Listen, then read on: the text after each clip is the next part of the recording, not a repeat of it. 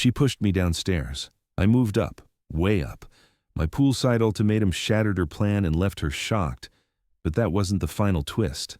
The phone call came on a Tuesday morning while I was enjoying my coffee and reading the newspaper in the sunbeam streaming through my kitchen window. Retirement had been treating me well for the past 6 months, and I'd finally settled into a peaceful routine after 35 years of running my construction company. The caller ID showed Sarah's name, my daughter, and I smiled as I answered, expecting our usual pleasant chat about her kids or maybe plans for Sunday dinner. "Dad, we need to talk." Her voice carried that sharp edge I remembered from her teenage years, the tone that meant she'd already made up her mind about something and wasn't interested in discussion. I set down my coffee cup, the ceramic making a soft clink against the saucer. "Good morning to you too, sweetheart. What's on your mind?" "It's about your living situation." She paused, and I could hear her taking a breath like she was preparing for battle. "Michael and I have been discussing it, and we think it's time you moved in with us." The words hung in the air between us like smoke from a fire I hadn't seen coming. I blinked, certain I'd misheard. "Move in with you? Sarah, I'm perfectly fine in my own home." Dad, you're 72 years old. Living alone isn't safe anymore. What if you fall? What if you have a medical emergency? We worry about you constantly." I looked around my kitchen, at the granite countertops I'd installed myself, the custom cabinets I'd built with my own hands, the view of the garden where my late wife Margaret had planted roses that still bloomed every spring. This wasn't just a house. This was 30 years of memories, of love, of life lived fully. "Sarah, I appreciate your concern, but I'm not ready for that kind of arrangement. I'm healthy, I'm active, and I'm happy here." Well, that's just not realistic anymore. Her voice turned businesslike, the same tone she used when negotiating contracts at her law firm. "We've already cleared out the basement. It's got its own entrance, a small kitchenette, and a bathroom. You'll have privacy, but we'll be right upstairs if you need anything." The basement. She wanted me to live in her basement like some kind of elderly boarder. The woman I'd raised, whose college tuition I'd paid, whose wedding I'd funded, whose mortgage I'd helped with when times were tough, wanted to stick me in a basement. "Absolutely not." The words came out firmer than I'd intended. "Sarah, I built my own home. I'm not moving into anyone's basement." "Dad, don't be stubborn about this. It's what's best for everyone. The kids would love having Grandpa so close, and Mom always said she wanted family to stick together." There it was. She was invoking Margaret's memory to manipulate me. My wife, who'd been gone for 3 years now, who'd always believed in family, but who also fiercely protected our independence and dignity. "Your mother never would have suggested I live in a basement," I said quietly. "She would have been horrified at the very idea. Times change, Dad. This is the responsible thing to do." I stood up from my kitchen table and walked to the window, looking out at the neighborhood I'd called home for 3 decades. Mrs. Henderson was tending her flower garden next door. The Pattersons were washing their car in their driveway. Normal people living normal lives in their own homes, with their dignity intact. "Sarah, I'm going to say this once, and I want you to listen carefully. I am not moving into your basement. I'm not moving anywhere. This is my home, and I'm staying here." The silence stretched between us like a chasm. When she finally spoke, her voice had gone cold. "Fine. But don't come crying to us when something happens and you need help. Don't expect us to drop everything and come running when you realize you can't handle living alone anymore." The line went dead. I stood there holding the phone, staring at the screen until it went black, my reflection looking back at me like a stranger. In 30 seconds, my relationship with my daughter had shifted from loving concern to ultimatum to threat. I set the phone down on the counter and returned to my coffee, but it had gone cold. The newspaper lay open to the real estate section, and suddenly I found myself really looking at it for the first time. Luxury homes, estate properties, places that cost more than I'd ever imagined spending. But after 35 years of building homes for other people, after saving and investing wisely, after living modestly while others lived extravagantly, I had resources Sarah didn't know about. I thought about Margaret, about what she'd say if she were here. She'd probably laugh and tell me to do something dramatic. She'd always been the one with flair for the theatrical, the one who'd convinced me to buy her that red convertible for her 50th birthday, even though it was completely impractical. "Life's too short to always be practical, Henry," she'd said. "Sometimes you have to make a statement." A statement. I picked up the newspaper and really studied those real estate listings. There was one in particular that caught my eye. A mansion in Hillcrest, the most exclusive neighborhood in town. 6 bedrooms, 4 bathrooms, swimming pool, 3-car garage, and grounds that looked like they belonged in a magazine. The kind of place Sarah and Michael had always dreamed of living in, but could never afford on their lawyer salaries. The asking price was $750,000. Steep, but not impossible. Not for someone who'd spent decades building a successful business and investing the profits wisely. I pulled out my phone and dialed the real estate agent's number before I could talk myself out of it. "Hillcrest Properties, this is Amanda speaking." "Hello, Amanda. I'm calling about the mansion listed on Elmwood Drive. Is it still available?" "Oh yes, it's a stunning property. Are you looking to schedule a viewing?" I glanced around my kitchen one more time, at the life I'd built, the home I'd created with Margaret. Then I thought about my daughter's ultimatum, about being relegated to a basement, about being treated like a burden instead of a father who'd sacrificed everything for his family. "Actually, I'm interested in making an offer. Cash purchase, no contingencies, quick closing if possible." The silence on the other end lasted so long I wondered if the call had dropped. "Sir, did you say cash purchase on the Elmwood property?" "That's correct. When can we meet?" 3 hours later, I was standing in the marble foyer of a house that cost more than most people made in a lifetime. Crystal chandeliers hung from coffered ceilings. A grand staircase curved up to the second floor like something from a movie. Floor-to-ceiling windows overlooked manicured gardens and a pool that sparkled in the afternoon sun. "As you can see," Amanda was saying, her heels clicking on the polished floors, "this is truly a one-of-a-kind property. The previous owners spared no expense. Italian marble, custom millwork, a gourmet kitchen that would make any chef weep with joy." I wasn't really listening to her sales pitch. I was thinking about Sarah's face when she discovered what her stubborn old father had done. I was thinking about the basement apartment she'd so generously offered me, and how it would compare to the master suite I was currently standing in, complete with a fireplace and a balcony overlooking the city. "The seller is motivated," Amanda continued. "They've already relocated for work and would prefer a quick sale. With a cash offer, we could close within 2 weeks. 2 weeks.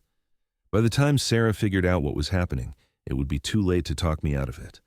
Not that I'd give her the chance anyway. "I'll take it," I said simply. Amanda stopped mid-sentence, her mouth slightly open. "I'm sorry?"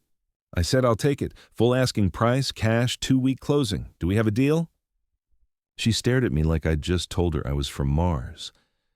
I suppose I didn't look like the typical buyer for a $750,000 mansion. 72 years old, wearing my favorite flannel shirt and work boots, probably looking more like someone who'd come to fix the plumbing than someone who could afford to buy the place outright. "Sir, I have to ask, are you certain about the financing? This is a significant purchase, and I'd hate for there to be any complications during the approval process." I pulled out my phone and showed her my banking app, scrolling to the account balance that represented a lifetime of hard work and careful saving. Her eyes widened as she took in the numbers. "I think we can skip the financing discussion," I said with a smile. "When can we sign the papers?" The next 2 weeks passed in a blur of inspections, paperwork, and planning. I arranged for movers, updated my address with the post office, and transferred utilities. I bought new furniture because Margaret's cozy country style wouldn't quite work in a mansion designed for entertaining royalty. I hired a landscaping crew and a pool service because at my age, I figured I'd earned the right to have other people handle the manual labor. Through it all, I didn't say a word to Sarah. She'd called twice, leaving voicemails that started apologetic and ended demanding. I deleted them without listening to the whole messages. If she wanted to play hardball, I was happy to show her what a real power move looked like. On moving day, I stood in my old kitchen one last time, coffee cup in hand, looking out at the garden Margaret had loved so much. I felt a pang of sadness, but it was overwhelmed by something else. Excitement, anticipation, the thrill of knowing that sometimes, just sometimes, the old guy gets to surprise everyone. My phone buzzed with a text from the moving company. They were finished loading the truck and ready to head to the new place.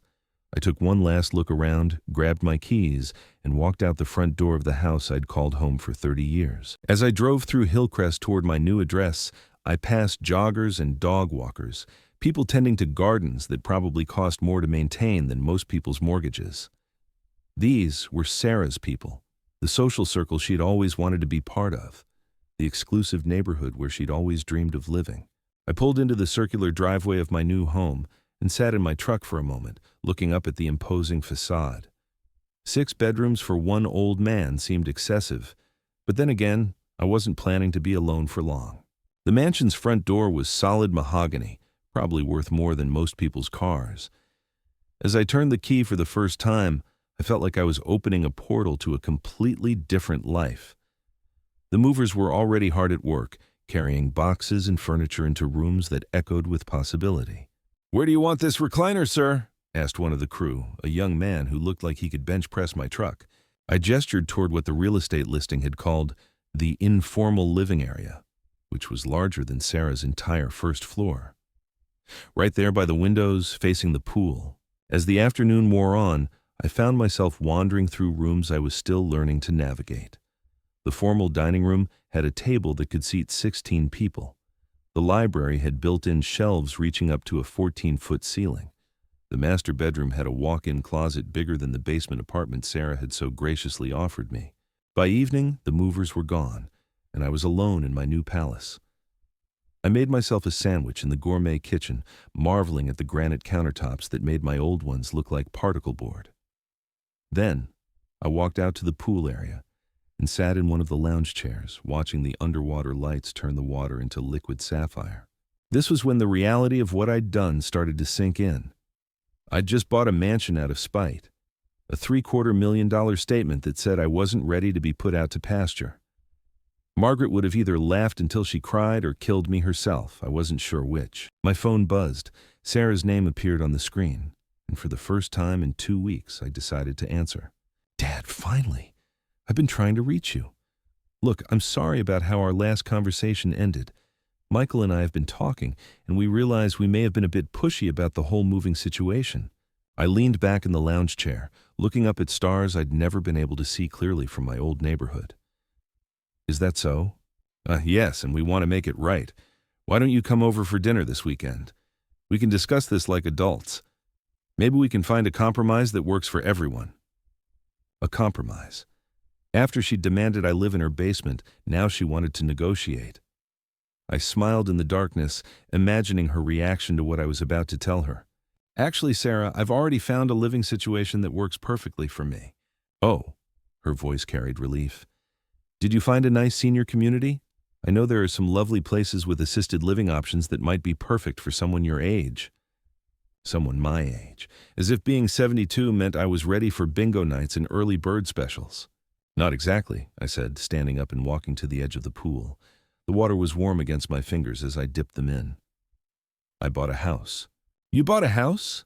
Dad, that seems like a big decision to make without discussing it with family. What kind of place did you find?" I looked back at the mansion, all 6,000 square feet of it glowing with warm light from the windows. "Oh, just a little place in Hillcrest." The silence on the other end stretched so long I thought the call had dropped.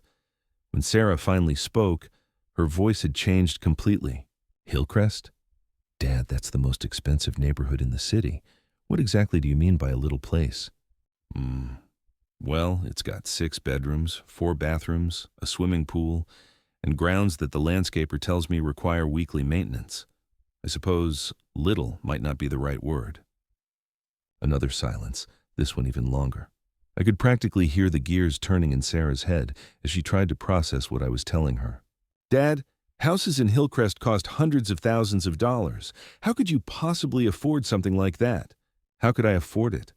This from the daughter whose college education I'd paid for, whose wedding had cost me more than my first car, whose down payment I'd helped with when she and Michael bought their modest 3-bedroom ranch. Apparently, Sarah had never bothered to think about where all that money had come from, or what I might have left over after a lifetime of building and selling homes. 35 years of running a successful business tends to add up, I said mildly. Plus, your mother and I were never the types to spend money on fancy vacations or expensive toys. We invested wisely. This is insane, Dad. You can't just buy a mansion because you're angry about our suggestion. This is exactly the kind of impulsive behavior that made us worry about you living alone. Impulsive behavior. I'd spent 2 weeks researching the purchase, had the house inspected by 3 different contractors, and had my financial advisor review the investment potential. But because it wasn't what Sarah wanted me to do, it was impulsive. I'm not angry, sweetheart. I'm just living my life the way I choose to live it, in my own home with my dignity intact. Your dignity? What's that supposed to mean? I walked back to the lounge chair and sat down, getting comfortable. This conversation was going to take a while.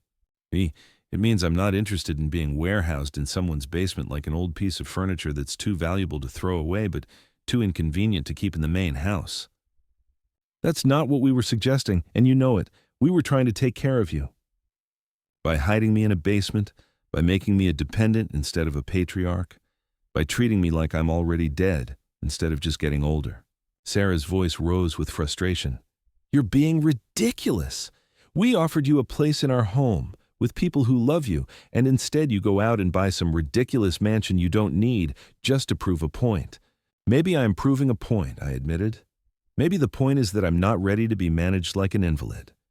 Maybe the point is that I've earned the right to make my own choices, even if those choices seem extravagant to other people. Dad, this is just not practical. A house that big, the maintenance costs, the property taxes, the utilities, you'll bankrupt yourself trying to keep up with it. I laughed, actually laughed out loud. Sarah, I built houses for 35 years. I know exactly what it costs to maintain a property. I also know what it costs to heat, cool, and secure a home. I didn't make this purchase on a whim. But why? Why would you need 6 bedrooms? You're one person. That was the question I'd been waiting for. The reason behind the madness, the method to what she saw as impulsive behavior. Because, I said, settling deeper into the lounge chair, I have plans. The next morning, I woke up in a bedroom larger than some people's apartments. Sunlight streamed through windows that faced east toward the city, and for a moment I forgot where I was. Then I remembered, and I smiled. I'd slept better than I had in months. Maybe it was the expensive mattress, or maybe it was the satisfaction of knowing I'd taken control of my own life in a way that no one saw coming. I made coffee in a kitchen that looked like something from a cooking show, then took it out to the pool area to watch the sunrise. The landscapers had already been here. The grass was perfectly manicured, the flower beds weeded, the pool cleaned and ready for swimming. At 8 o'clock sharp, my phone rang. I didn't recognize the number, but I answered anyway. Mr. Henderson, this is Amanda from Hillcrest Properties. I hope you don't mind me calling, but I have some rather unusual news. I set down my coffee cup. What kind of news? Oh, well, it seems your purchase has created quite a stir in the neighborhood. I've had 3 calls this morning from potential sellers who want to list their properties, and 2 from buyers who want to know if you might be interested in selling. Selling? I just moved in yesterday. I know, but the speed of your purchase and the fact that you paid cash has people talking. There's speculation that you might be flipping the property or that you're representing some kind of investment group. I thought about this for a moment. What did you tell them? I told them that my client's plans were confidential, but that if they had serious inquiries, I'd be happy to pass them along. Amanda, let me ask you something. What do you know about the rental market in Hillcrest? There was a pause. Rental market? Mr. Henderson, most people who can afford to live in Hillcrest prefer to own their homes. But theoretically, if someone wanted to rent a mansion like mine, what would that cost? Well, I'd have to do some research, but I'd estimate somewhere between $8,000 and $12,000 per month, depending on the amenities and the length of the lease. $8,000 to $12,000 per month. I did some quick math in my head. Even at the low end, that would more than cover the property taxes, insurance, and maintenance costs, with plenty left over. Amanda, I may have another job for you soon, but for now, I'm quite happy being a homeowner. After I hung up, I walked through the house again, seeing it with new eyes. 6 bedrooms, each one larger than the basement apartment Sarah had offered me. A formal dining room perfect for hosting dinner parties. A library where I could read in peace. Guest quarters that were nicer than most people's master suites. I thought about Margaret. about how she'd always wanted to entertain more but had been limited by our modest home. She'd have loved this place, would have filled it with laughter and music and the kind of dinner parties that people talked about for years afterward. But Margaret was gone, and I was here alone in a mansion that suddenly felt too big and too quiet. That's when the real plan started forming in my mind. The plan that would justify every penny I'd spent and every choice I'd made. I pulled out my phone and scrolled through my contacts until I found the number I was looking for. Tom Bradley had been my foreman for 15 years before retiring to take care of his wife during her battle with cancer. She'd passed away last year, and from what I'd heard, Tom was struggling with loneliness and financial pressures. Henderson Construction, this is Tom. Tom, it's Henry Henderson. How are you holding up? Henry, good to hear from you. I'm doing okay, I guess. Keeping busy with small jobs, trying to make ends meet. You know how it is. I did know how it was. Tom was probably living on Social Security and whatever small jobs he could pick up in a house that held too many memories and not enough income. Tom, I have a proposition for you. How would you feel about a change of scenery? Change of scenery? What kind of change are you talking about? I walked back into the house, phone pressed to my ear, imagining Tom's weathered face trying to process what I was about to offer him. Well, I just bought a place that's got more room than one old man knows what to do with. 6 bedrooms, beautiful grounds, pool that needs someone to actually use it. I was thinking maybe you'd like to come stay for a while. The silence stretched long enough that I wondered if he'd hung up on me. Henry, are you offering me charity? Because you know I've never been the type to take handouts. Tom, in 15 years of working together, have I ever offered you charity? No, sir, you haven't. Then why would I start now? I'm talking about a mutually beneficial arrangement. This place needs someone who understands quality construction to keep an eye on things, someone who knows the difference between regular maintenance and someone trying to take advantage of an old homeowner. I could hear Tom breathing on the other end, considering. What exactly are you proposing? Move into one of the guest bedrooms. Help me figure out this place. In exchange, no rent, no utilities, and I'll pay you a consulting fee for property management. Think of it as semi-retirement with benefits. Henry, what kind of place are we talking about here? I looked around the marble foyer, up at the crystal chandelier that probably cost more than Tom's truck. The kind of place where the property taxes are more than most people's annual salary. The kind of place that comes with a 3-car garage and grounds that require professional landscaping. Another long pause. You bought a mansion, didn't you? I bought a statement, Tom. The mansion just happened to come with it. Tom's laugh was rough around the edges, like sandpaper on oak. Henry Henderson, what the hell have you gotten yourself into? Something that's going to be a lot more interesting with a friend around to share it. What do you say? I say you've lost your mind, but count me in. When do you want me there? How about this weekend? I'll send you the address, but fair warning, your GPS might think you made a wrong turn. After I hung up with Tom, I felt something I hadn't experienced in months. Anticipation. The house already felt less empty knowing someone else would be sharing it soon. But Tom was just the beginning. I had 5 more bedrooms and a plan that was getting clearer by the hour. I called Janet Morrison next. She'd worked as my office manager for 12 years before her husband's medical bills forced her into early retirement.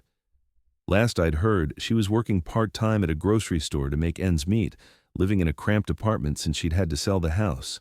Henderson Construction, how may I help you? I blinked, confused. Janet? I thought you retired. Henry? Oh my goodness, I did retire. But Tom asked me to answer his phone while he's out on a job. Old habits, you know? Actually, that's perfect.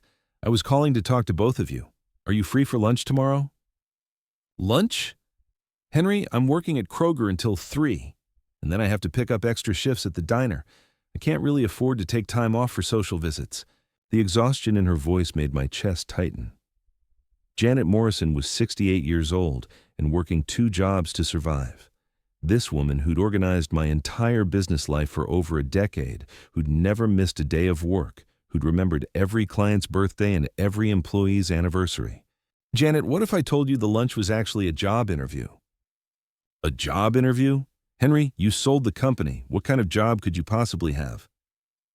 The kind that comes with full benefits, flexible hours, and accommodations that would make your current landlord weep with envy. I spent the next 20 minutes explaining my situation to Janet, watching through my windows as the automatic sprinkler system watered gardens I'd never have to maintain myself. "So let me understand this," Janet said slowly. "You bought a mansion because your daughter wanted you to live in her basement?" "That's the simplified version, yes. And now you want Tom and me to come live there with you? I want you to help me turn this place into something Margaret would have been proud of. I want Tom to make sure nobody takes advantage of the old man with more house than sense. And I want both of you to stop working yourselves to death just to pay rent on places that don't deserve you."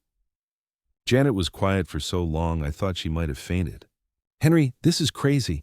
People our age don't just move in together like college roommates. People our age don't usually have 6-bedroom mansions sitting empty either. But here we are." What would people say? They'd say we're smarter than they gave us credit for.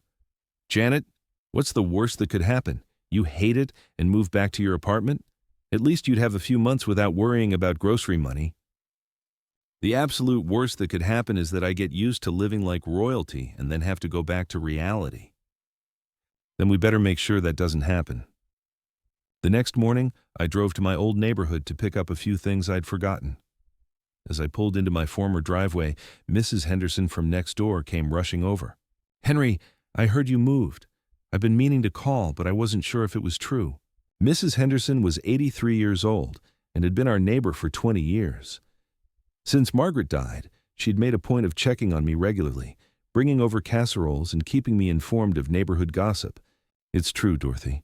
Found a new place that better suits my current needs." "Oh, that's wonderful. I was worried you might have gone into one of those senior communities. Is it nearby? I hope we can still visit." I thought about Dorothy Henderson, alone in her house since her husband died 5 years ago, living on a pension that barely covered her medications, let alone home maintenance or social activities. "Actually, Dorothy, it's in Hillcrest. Big place with plenty of room for visitors. In fact, I was wondering if you might be interested in something more than just visiting." Her eyes lit up with curiosity. "What kind of something?" Well, the place has a beautiful guest suite, and I'm finding that living alone in a house that size is rather impractical. I was thinking maybe you'd consider a change of scenery yourself." Dorothy's mouth fell open. "Henry Henderson, are you asking me to move in with you?" "I'm asking if you'd like to be part of something different, something that might be more interesting than living alone and more dignified than being warehoused in some institutional setting." "But what would people think? An unmarried man and woman living together at our age." I laughed, actually laughed out loud. "Dorothy, you're 83 and I'm 72. I think we're a bit past worrying about scandal. Besides, Tom Bradley and Janet Morrison are coming too. It's going to be more like a boarding house than a love nest." Dorothy giggled like a schoolgirl. "A mansion boarding house? Something like that. What do you say?"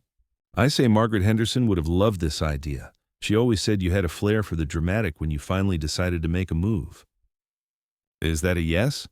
"Henry, I've been eating the same frozen dinner for 3 months because I can't afford variety. I've been watching the same 5 channels because cable is too expensive. I've been going to bed at 8 o'clock because there's nothing else to do and nowhere else to go. Yes, it's a yes." By the end of the week, I had 4 confirmed housemates and a plan that was starting to feel less like revenge and more like revolution. Tom arrived on Saturday morning in a pickup truck loaded with tools and the kind of practical wisdom that only comes from 40 years of honest work. Janet came Sunday afternoon with 2 suitcases and a skeptical expression that melted the moment she saw the guest suite I'd prepared for her. Dorothy moved in Tuesday, bringing her late husband's recliner and enough enthusiasm to power the entire mansion.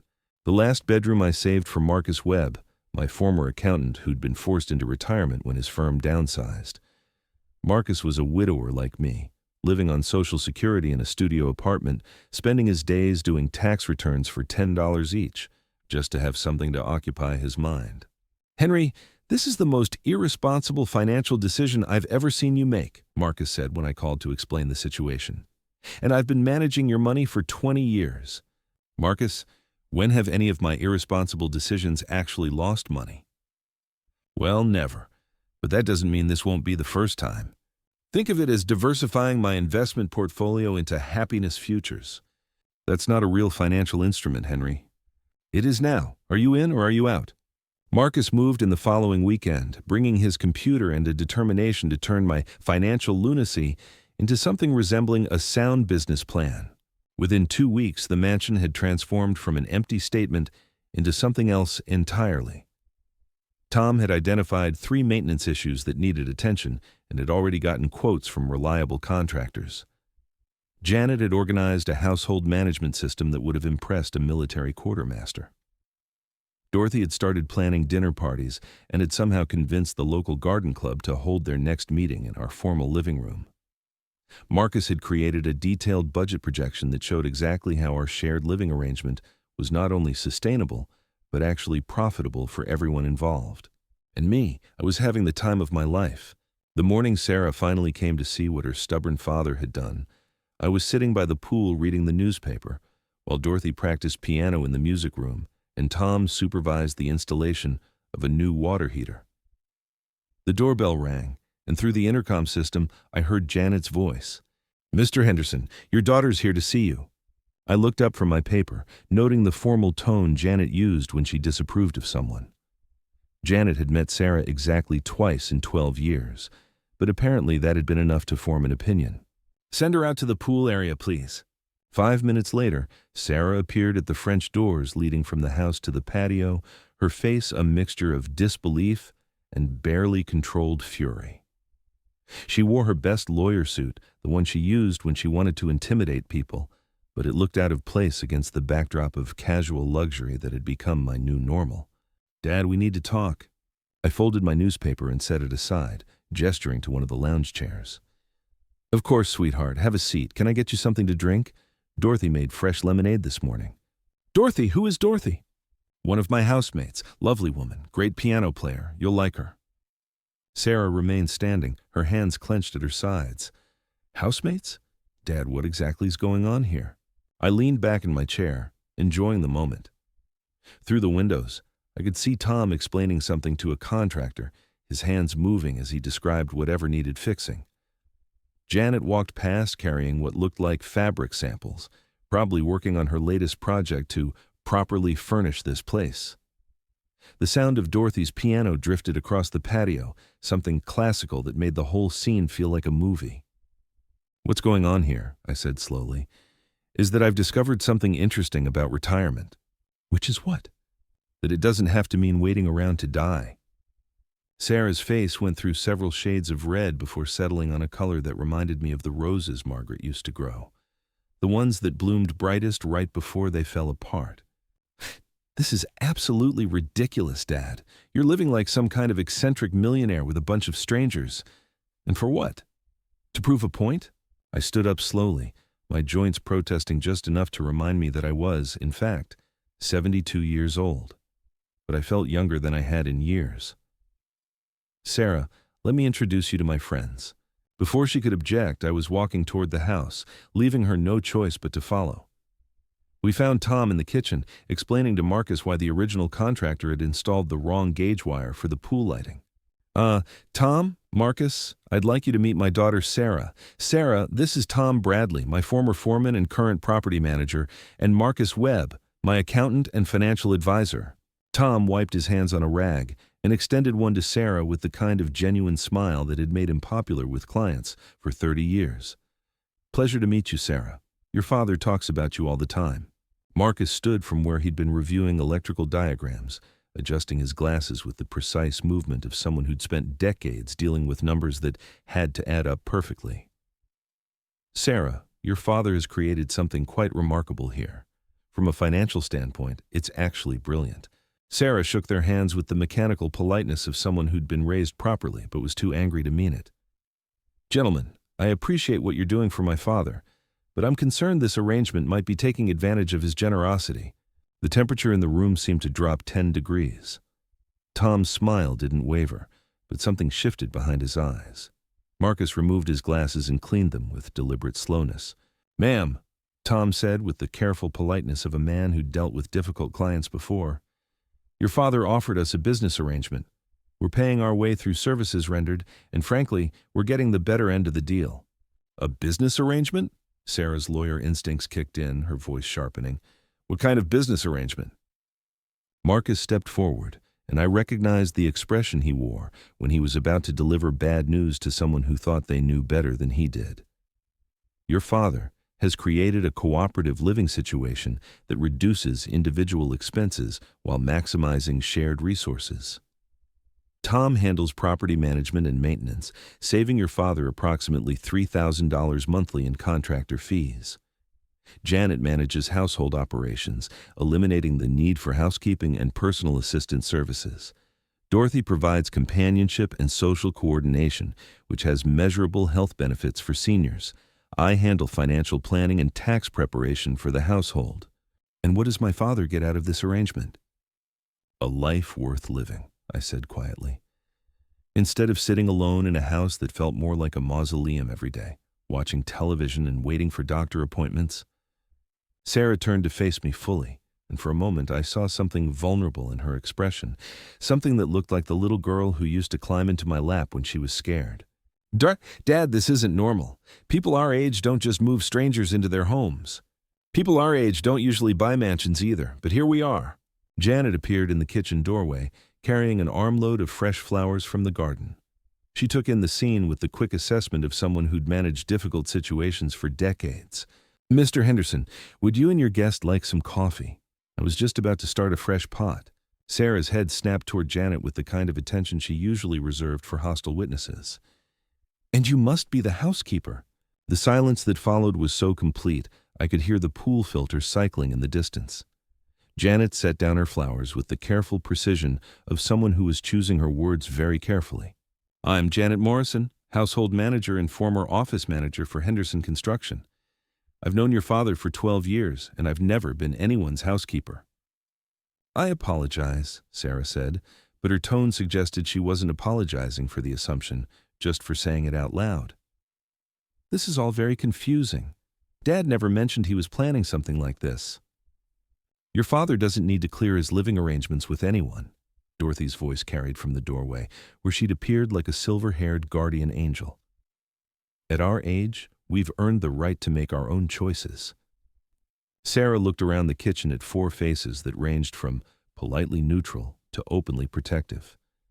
For the first time since she'd arrived, I saw her realize that this wasn't a temporary arrangement or an old man's whim.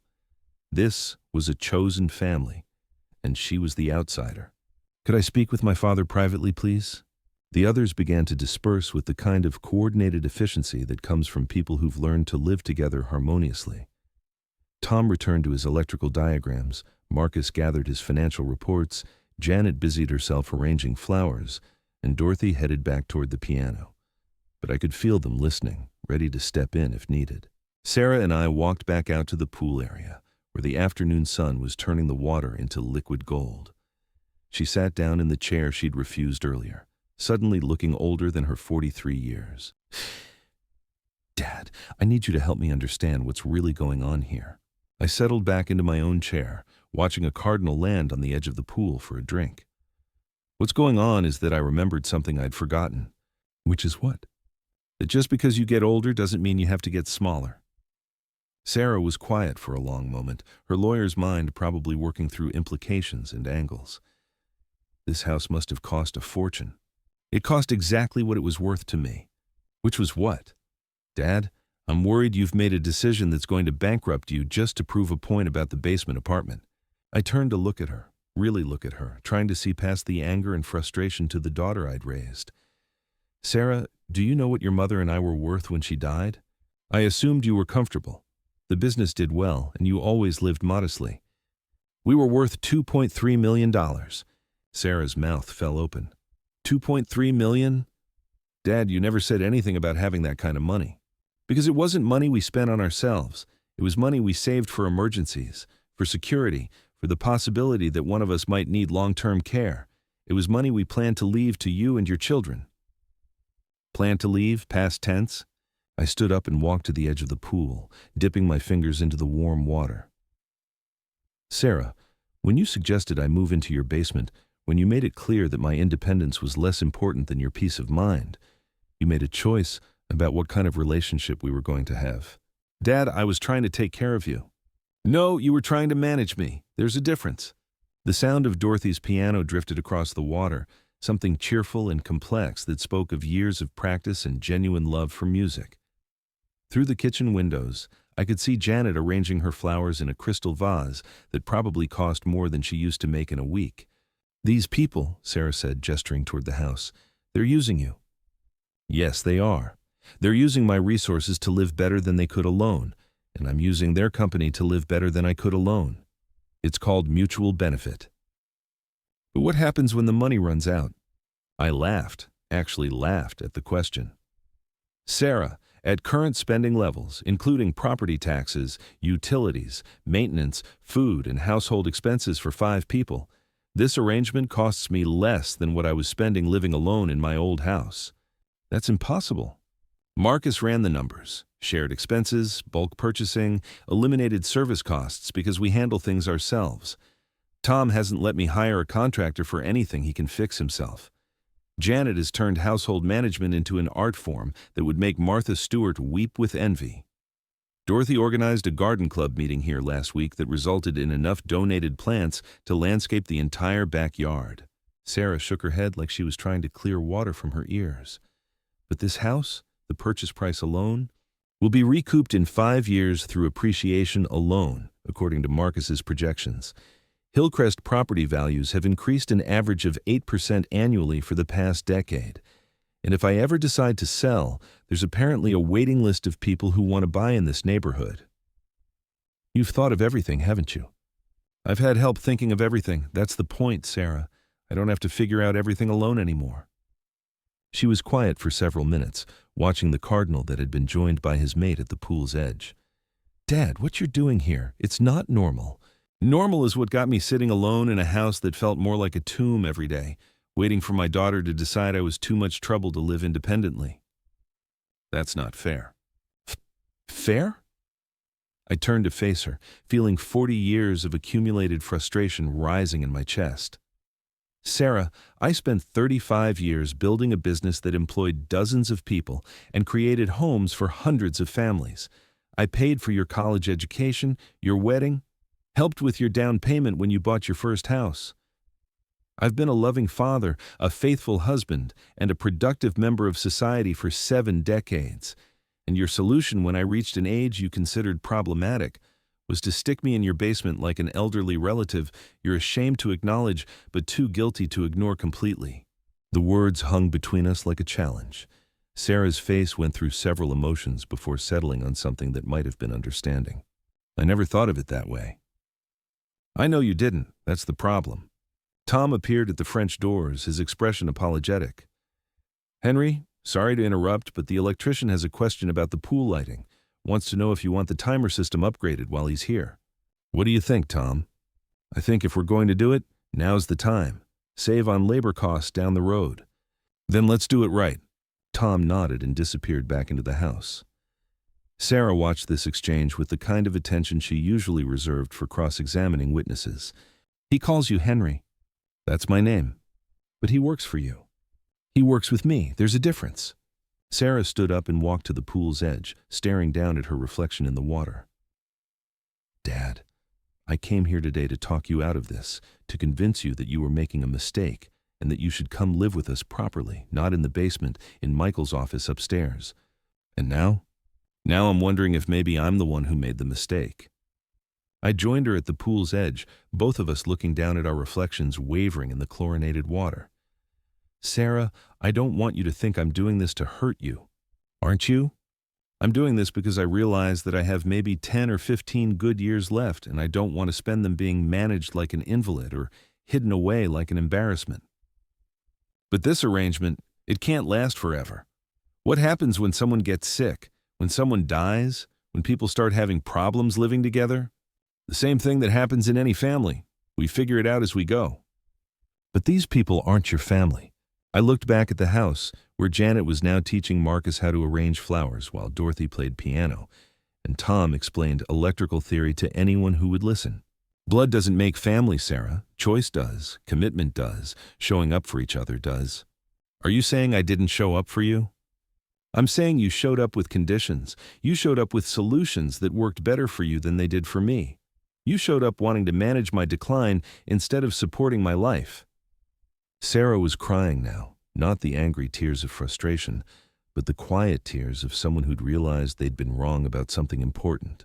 Dad, I was scared.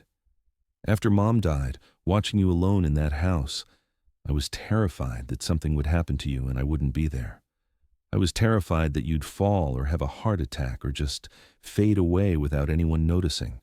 And your solution was to make sure I faded away somewhere you could keep an eye on me. I thought I was protecting you. You were protecting yourself from the possibility of losing me in a way you couldn't control. We stood there in the afternoon sun, father and daughter, looking at our reflections and trying to figure out how we'd gotten so far apart. So what happens now? Sarah asked finally. Now you decide what kind of relationship you want with the man I've become, instead of trying to turn me back into the man I used to be. And if I can't accept this? If I think you've lost your mind and you're being taken advantage of by people who see you as a meal ticket? Then you'll miss out on knowing the happiest I've been since your mother died. Sarah wiped her eyes with the back of her hand, smearing her makeup in a way that made her look younger and more vulnerable. Can I ask you something? Of course. Do you really think Mom would have approved of this? I thought about Margaret, about her fierce independence and her equally fierce loyalty to family, about the way she'd defended our choices against anyone who questioned them, and the way she'd never let anyone else define what our life should look like. Your mother would have bought a bigger house. Despite everything, Sarah laughed, a real laugh, the kind I hadn't heard from her in years. She would have, wouldn't she? She would have bought a bigger house, hired a chef, and turned it into a bed and breakfast just to make sure everyone knew she was running the show. And she would have made it work somehow. She would have made it fabulous. We were both smiling now, remembering the woman who'd been the center of our family for so many years. Dad, I owe you an apology. You owe me a conversation, a real one, where you listen to what I'm saying instead of planning what you're going to say next. I can do that. And I owe you an explanation about why I didn't tell you about the money, about the house, about any of this. I'd like that explanation. But first, I want you to meet my friends properly, not as people who might be taking advantage of me, but as people who've chosen to share their lives with me. Sarah nodded, straightening her shoulders in the way she did when she was preparing to do something difficult. Okay, but Dad? Yes? Next time you decide to buy a mansion, maybe give me a heads up. For my blood pressure, if nothing else. I'll take it under consideration. As we walked back toward the house, I could hear the sounds of my chosen family going about their daily lives. Tom's voice explaining something technical to Marcus, Janet humming while she worked in the kitchen, Dorothy's piano providing a soundtrack to it all. For the first time in 3 years, I felt like I was walking toward something instead of away from something. And for the first time since this whole mess started, Sarah was walking beside me instead of trying to push me in a direction I didn't want to go. The afternoon sun slanted through the windows as we entered the house, illuminating dust motes that danced like possibilities in the air. There was still a lot to figure out, still conversations to have and relationships to rebuild. But for now, it was enough that we were both willing to try.